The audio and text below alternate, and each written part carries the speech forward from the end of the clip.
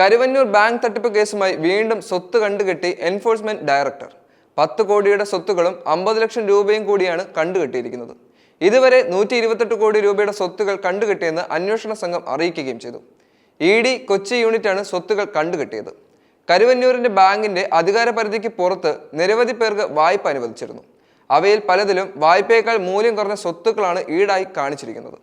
അവരിൽ പലരുടെയും സ്വത്തുക്കൾ കണ്ടുകെട്ടുന്നതിനുള്ള നടപടികൾ നേരത്തെ തന്നെ ED തുടങ്ങിക്കഴിയുകയും ചെയ്തിരുന്നു. കേസിലെ അന്തിമ കണ്ടുകെട്ടൽ നടപടിയാണ് ഇന്ന് ഉണ്ടായിരിക്കുന്നത്.